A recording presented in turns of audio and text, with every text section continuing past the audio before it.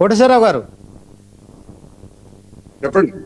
BRS B Pharm పై గెలిచిన 10 మంది ఎమ్మెల్యేలు ఎక్సెప్ట్ గూడెం మైపాల్ రెడ్డి పటాన్చేరు ఎమ్మెల్యే కాకుండా మిగతా వాళ్ళందరూ కూడా కోర్టు సంబంధించిన అంశంలో పార్టీ మారిన అంశంలో కూడా అతి త్వరలో కొంత ఆ అంశాలపై ఏదైనా నిర్ణయం వెలువడుతుందనే భయంతో వాళ్ళు మరొకసారి బ్యాక్ టు పెవిలియన్ అన్నట్టు బీఆర్ఎస్ గూటికి తిరిగి రాబోయే ప్రయత్నం చేస్తున్నారా?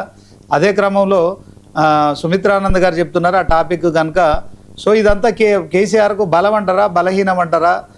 ఈ అంశం మాట్లాడిన తర్వాత మళ్ళీ మనం రేవంత్ రెడ్డి గారి, కొండాలరెడ్డి గారి అంశం మాట్లాడదాం. దీనిపైన ఏం చెప్తారు సార్?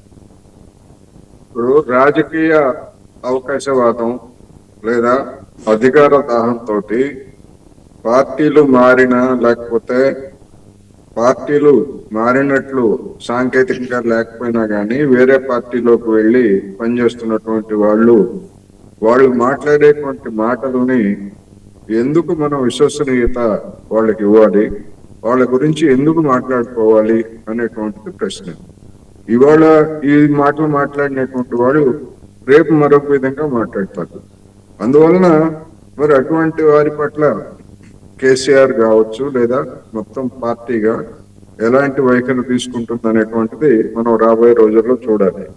ఎందుకంటే అనేక ఉదంతాలు చూసినప్పుడు ఎన్ని మాట్లాడినా లేకపోతే ఎన్ని తిట్టినా లేకపోతే ఇంకోటి చేసినా గానీ ఏదో ఊరికే అన్నాలే లేకపోతే పలానా నాయకుడు చెప్తే నేను అట్లా మాట్లాడంలే అని చెప్పేసి మళ్ళా ఆ పార్టీలో మాతృ సంస్థల పేరుతోటి దూరేటువంటి నాయకుల్ని లేదా దూరేటి నాయకుల్ని అనేక మందిని చూసాం. అందువల్ల మరి అటువంటి వాళ్ళకి క్రెడిబిలిటీ ఇచ్చి మళ్ళా వాళ్ళనే నెత్తినెక్కించుకున్నట్లయితే అది బీఆర్ఎస్ పార్టీకి ఏమాత్రం క్షేమకరం కాదు. ఎందుకంటే ఒకటి అర్థమైపోతుంది, ఆ పార్టీలో ఇంకా అవకాశవాదులు ఇంకా పెరిగిపోతారు.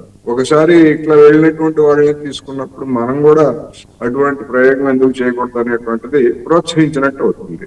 అందుకని నిజంగా వాళ్ళు ఎందుకు మాట్లాడారు ఏమిటి అనేటువంటిది అదేమో దాస్తే దాగేటువంటి అంశం కాదు. ఏమైనప్పటికీ అవకాశవాదంతో పార్టీలు మారేటువంటి వాళ్ళని సమాజం కానీ ఏ పార్టీ కూడా వాళ్ళని క్షమించకూడదు అనేటువంటిది ఈ సందర్భంగా మనం చెప్పుకోవాలి. వాళ్ళు ఎంత పెద్ద నాయకులైనా కావచ్చు, ఎంత పెద్ద ధనవంతులైనా కావచ్చు.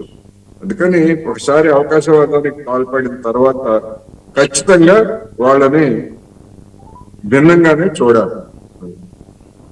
ఓకే కోటేశ్వరరావు గారు, ఒకసారి ఇవాళ కేటీఆర్ ప్రెస్ మీట్ కూడా మీరు చూసి ఉంటారు, ఆ ఇన్ఫర్మేషన్ కూడా మీ దగ్గర ఉంటుంది.